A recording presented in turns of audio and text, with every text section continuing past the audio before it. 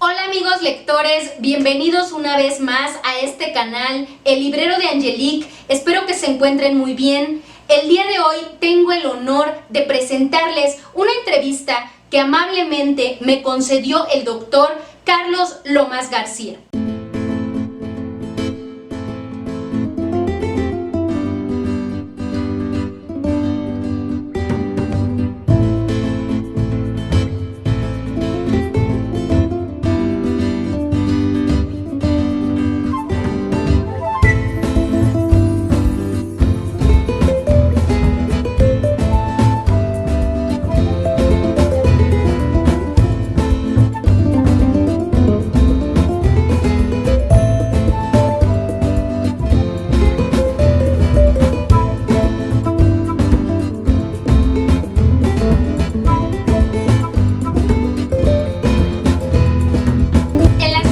Décadas hemos observado que ha existido una evolución entre el enfoque gramatical de la enseñanza del lenguaje hacia uno comunicativo y sociocultural. Doctor, desde su punto de vista, ¿en qué consiste dicho enfoque y cuál es su importancia en la construcción de una sociedad democrática? Hola, buenos días. Es para mí un gusto tener la oportunidad de conversar con usted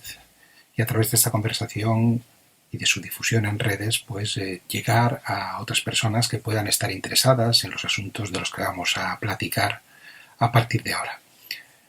Como bien comentaba en su pregunta, en las últimas décadas asistimos a una transición desde los enfoques gramaticales de la enseñanza de la lengua a los enfoques denominados socioculturales y comunicativos de la educación lingüística. Ese tránsito se caracteriza por entender que el objetivo esencial de la educación lingüística no es solo adquirir en el ámbito escolar un cierto saber sobre las palabras, los ciertos conocimientos de la gramática normativa de la lengua, sino también y sobre todo adquirir un saber hacer cosas con las palabras. Y en ese sentido se plantea que hoy el objetivo esencial de la educación lingüística es la adquisición escolar de competencias comunicativas, de un saber y de un saber hacer cosas con las palabras, que nos permita comportarnos comunicativamente de una manera correcta, coherente, adecuada y eficaz en los diferentes contextos y situaciones de la comunicación humana. Y por esta razón, hoy la tarea es más compleja que antaño. Enseñar gramática es una tarea relativamente fácil, basta con saber gramática.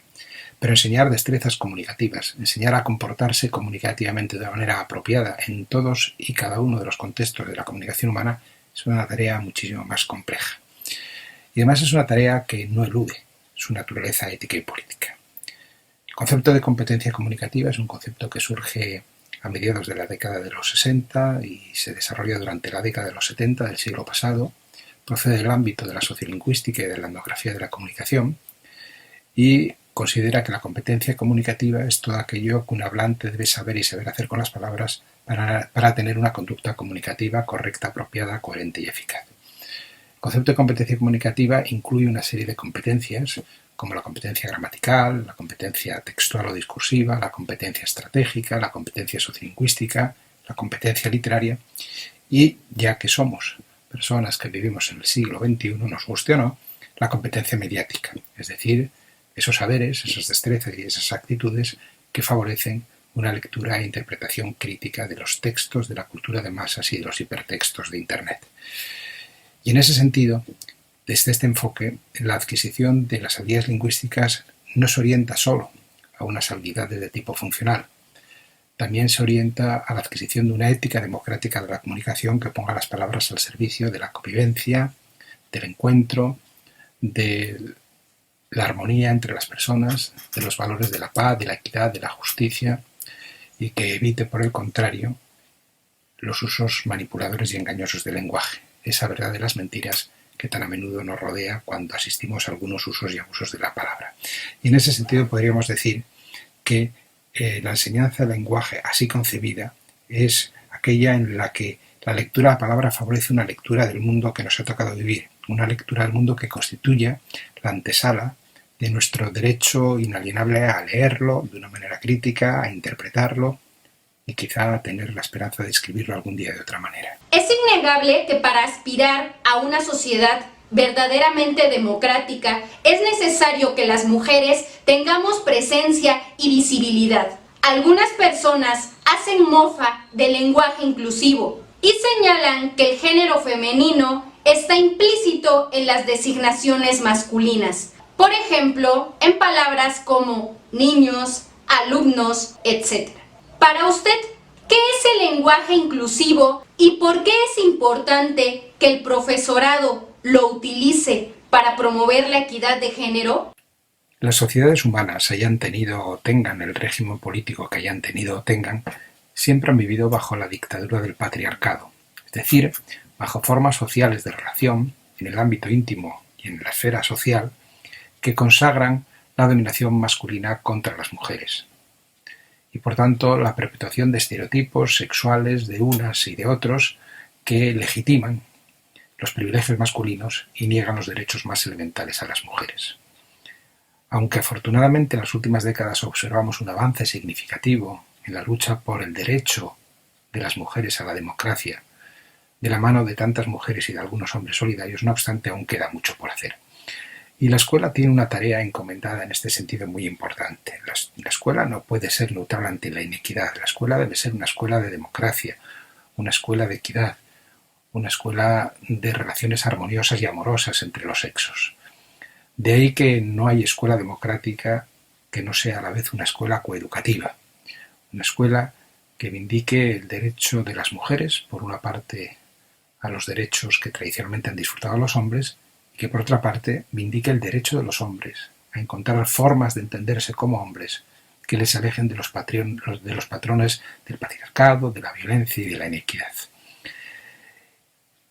En este contexto, las mujeres llevan mucho tiempo planteando la urgencia de visibilizar la condición femenina, la aportación de las mujeres al saber, a la cultura y a la tecnología en la historia de la humanidad y a sentirse incluida en los territorios del lenguaje. Y ahí es donde entra la pregunta que usted me formula. Efectivamente, designar el mundo en masculino y en femenino intenta acabar con un tiempo en el que el masculino se ha utilizado y se sigue utilizando como genérico y presupone la idea de que la designación en masculino incluye la experiencia femenina. Y sin embargo no es así. Es verdad que por convención cultural, por tradición expresiva, incluso por pereza, aceptamos que cuando se habla de los profesores estamos hablando también de las profesoras. Pero eso es un esfuerzo inferencial que no es de naturaleza lingüística, sino cultural. Y que lo absurdo es hablar de asociaciones de padres cuando son madres quienes asisten a esas reuniones de asociaciones. Y que tampoco cuesta tanto, especialmente cuando escribimos, aunque también cuando hablamos, nombrar el mundo en masculino y en femenino. No solamente porque es más justo, al reconocer de manera lingüística el derecho de las mujeres a habitar en el territorio de las palabras y por tanto a sentirse nombradas cuando alguien dice o escribe algo, sino también porque somos más precisos desde el punto de vista lingüístico. Porque cuando hablamos de hombres y de mujeres, cuando hablamos de personas, cuando hablamos de seres humanos, cuando incluimos de verdad la condición femenina en la designación lingüística al hablar o al escribir, es evidente que no solamente estamos contribuyendo quizá a construir formas más equitativas de entender el mundo y de visibilizar la aportación de las mujeres a ese mundo, sino también hablamos de una manera muchísimo más precisa. Es evidente que es un aprendizaje, es evidente que a veces cuesta como cualquier otro aprendizaje comunicativo, pero no es tan difícil, especialmente cuando uno escribe, porque cuando uno escribe uno planifica lo escrito y corrige versiones de lo escrito.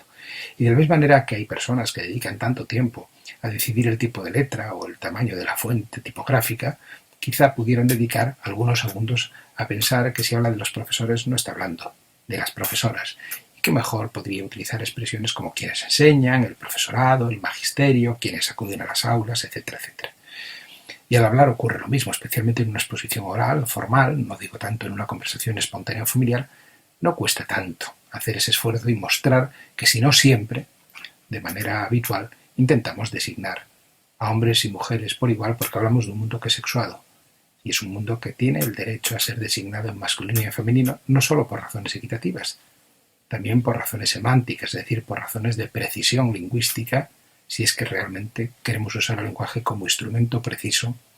de designación del mundo. Doctor, en conjunto con otros profesores, usted ha tenido la iniciativa de crear una página de Facebook llamada Todas Somos Superprofe, la cual promueve una educación emancipadora que dirija al profesorado hacia la construcción de una sociedad libre, democrática y equitativa. Enfocando mi pregunta a los docentes que trabajan en contextos desfavorecidos, ¿qué competencias comunicativas deben de tener las y los superprofes para promover los aprendizajes significativos en sus alumnos? En efecto, Todas Somos Superprofe es una página de Facebook abierta a todo el mundo, dirigida especialmente a las maestras y a los maestros que luchan por una educación democrática y emancipadora y por la emergencia de sociedades libres, democráticas y equitativas. Superprofe es una figura simbólica del magisterio más comprometido y es una figura enmascarada, pero la máscara de Superprofe no oculta, sino que al contrario vindica de manera colectiva la labor del magisterio comprometido con el aprendizaje escolar y cultural de sus alumnos y alumnas y con la utopía de que otra educación y otro mundo son posibles. Y en ese sentido recoge una tradición muy mexicana. Como ustedes saben quizá mejor que yo, Superbarrio surge cuando en el sismo, en el terremoto de 1985, los inquilinos pobres de las viviendas humildes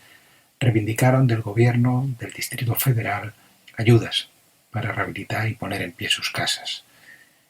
Y en aquellas manifestaciones el vecindario gritaba «Todos somos Superbarrio», porque Superbarrio era el símbolo de una voluntad colectiva. Algo semejante ocurrió luego en la selva de Chiapas, cuando surge el subcomandante Marcos y hay quien tiene un especial interés en saber quién es Marcos. Marcos dice: lo importante no es quién es Marcos, sino qué significa Marcos. Y de ahí el grito zapatista de todos somos Marcos. Pues bien, todos somos Superprofe es un poco la misma idea, ¿no? Una idea de entender que hay en el mundo muchos maestros y muchas maestras que están trabajando de una manera entusiasta, de una manera apasionada, de una manera comprometida por la educación de sus niños y de sus niñas, de sus adolescentes y de sus jóvenes, ¿no? Y en esa labor nos toca como educadoras y educadores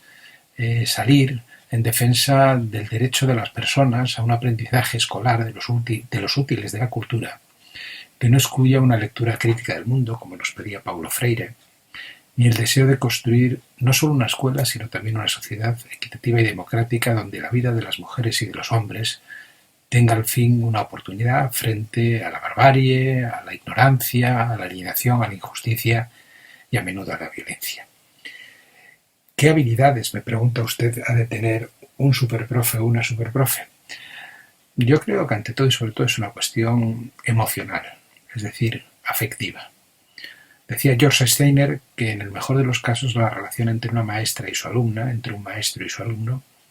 es una alegoría del amor desinteresado.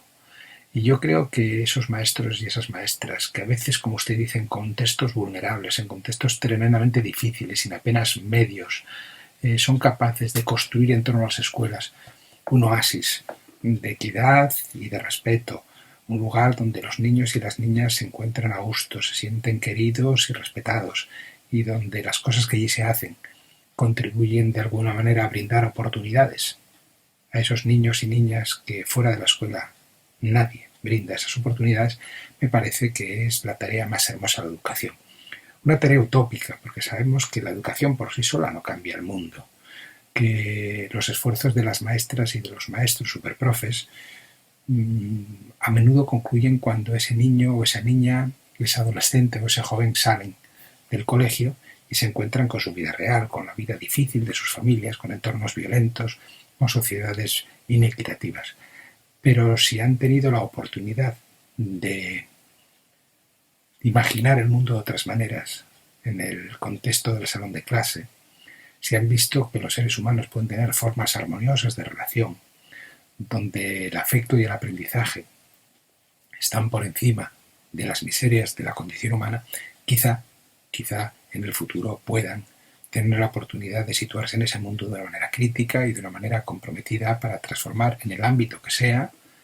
ese mundo hacia unos horizontes de mayor igualdad y de mayor justicia. Ubicando las siguientes preguntas en el contexto de mi país, México, y en específico de mi estado, Veracruz, le comento que la Secretaría de Educación Pública y la Secretaría han redoblado esfuerzos para que las niñas, niños y adolescentes puedan seguir estudiando. Así, han implementado programas como clases desde casa, Proyecto E, Español para Todos, Matemáticas para Todos, y han distribuido cuadernillos de español y de matemáticas en los municipios más marginados del estado de Veracruz. Los profesores, por su parte, con gran compromiso, han diseñado actividades e incluso han ido a dejarlas a las comunidades o las han distribuido con la ayuda de los padres de familia o de las autoridades municipales. No obstante, muchos de ellos comentan que tienen grandes dificultades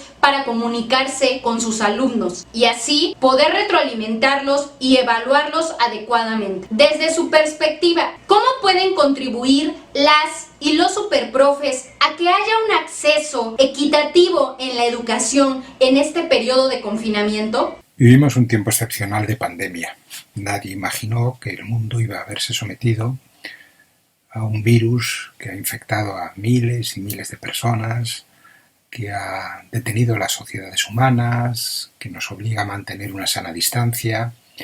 y que ha paralizado por completo a las sociedades, incluida la escuela. De repente, una escuela que siempre se entendió como una escuela presencial, con unos horarios y unos espacios físicos, deja paso a una escuela a distancia, a formas de enseñanza a distancia que revelan su valor en la medida en que, evidentemente, esa solución no hubiera sido posible hace 30 o 40 años, pero también sus limitaciones. No podemos olvidar que pese a los esfuerzos que se están haciendo, y usted señala algunos, y bienvenidos sean, la pandemia y la educación a distancia han puesto de manifiesto, por una parte, la inequidad tecnológica, en la medida en que no todo el mundo,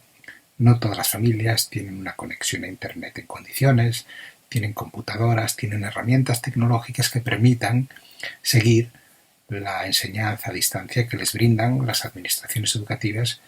y las tareas que las maestras y los maestros siguen encomendando a sus estudiantes.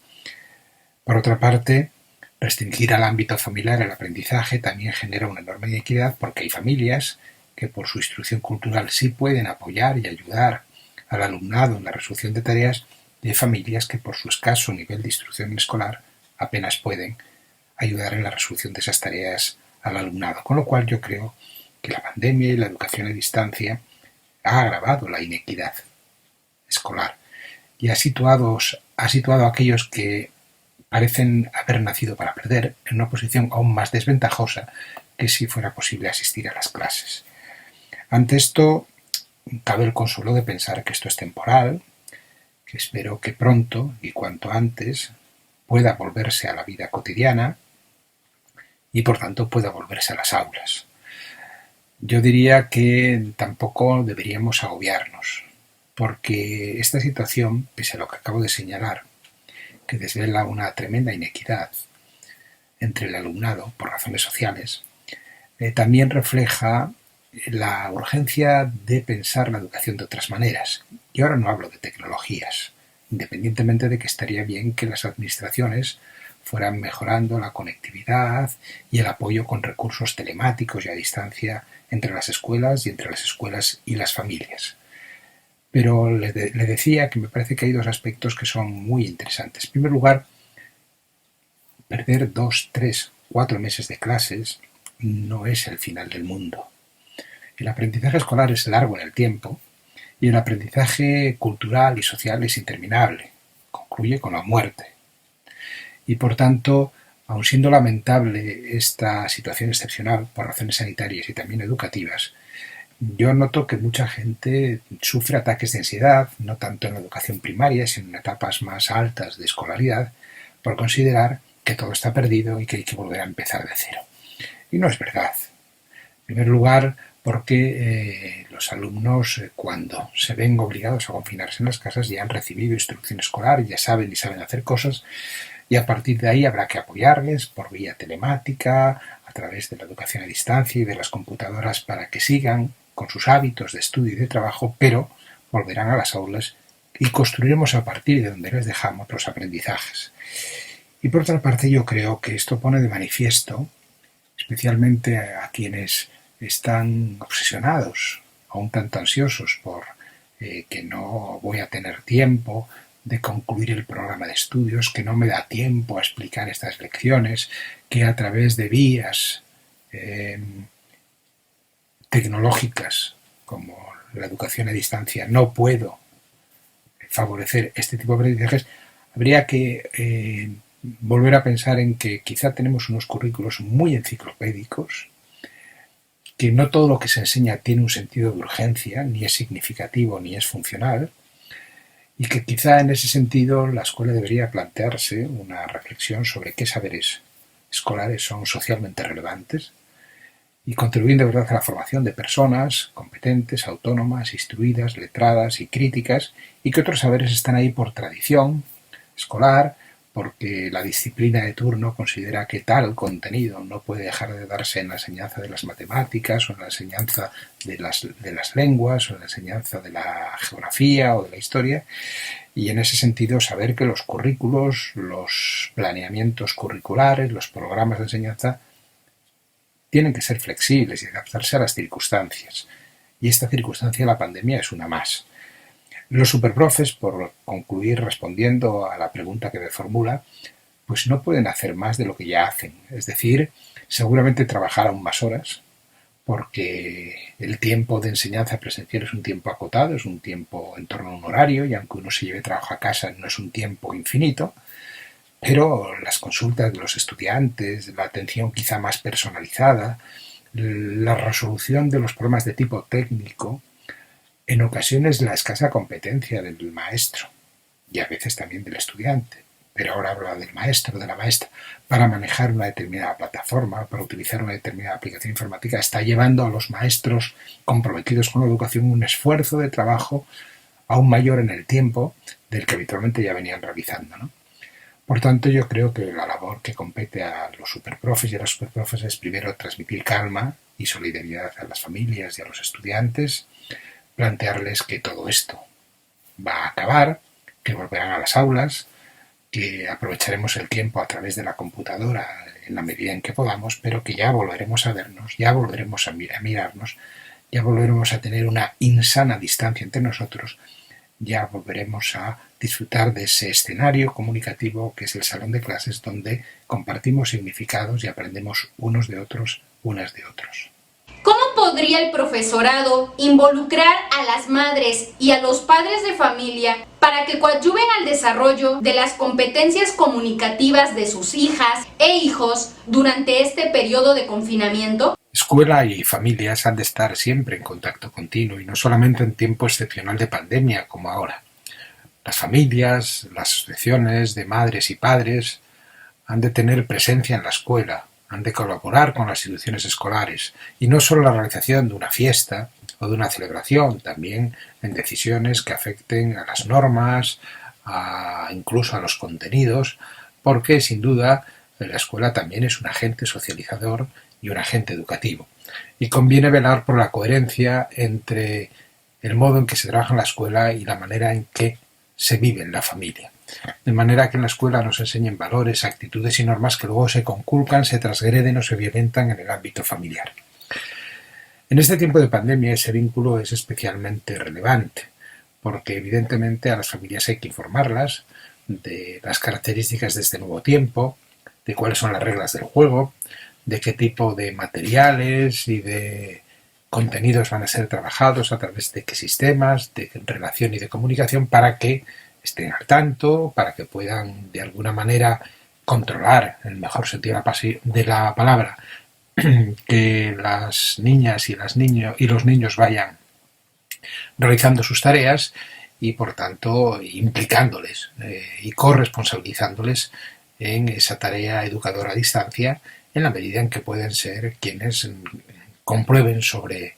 sobre el terreno que realmente los niños y las niñas están haciendo el esfuerzo por atender las demandas de sus maestras y de sus maestros y puedan tener, si es posible, algún tipo de apoyo. No es un apoyo específico en el terreno de las competencias comunicativas, pero sí de sus competencias escolares. No es posible exigir a familias desfavorecidas, a familias que proceden de sectores vulnerables y con escaso nivel de instrucción que realmente contribuyan, pongo por ejemplo, a la mejora del registro formal de la lengua entre sus estudiantes. Pero sí es exigible esa cooperación con las familias en la medida en que maestras y maestros por una parte y familias por otra pacten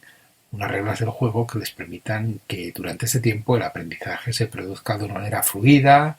y serena, sin ansiedades, sin angustias, pero de una manera responsable, sabiendo, eso sí, que como decía antes, volveremos a las aulas, volveremos a ocupar los salones de clase y por tanto este es un tiempo excepcional. Y por último, ¿cree que esta pandemia pueda constituir una valiosa oportunidad para que las y los docentes puedan enseñar a su alumnado a hacer cosas con las palabras y a fomentar en ellos una emancipación comunicativa? No creo que la pandemia tenga la virtud o el valor de fomentar la conciencia de los niños y de las niñas, de adolescentes y de jóvenes sobre el valor de las palabras y sobre la conveniencia de adquirir competencias comunicativas, no solo en la escuela, sino en la vida. Yo creo que esa es una tarea que no es específica, ni mucho menos, de este tiempo excepcional, sino que es una tarea que debemos asumir como docentes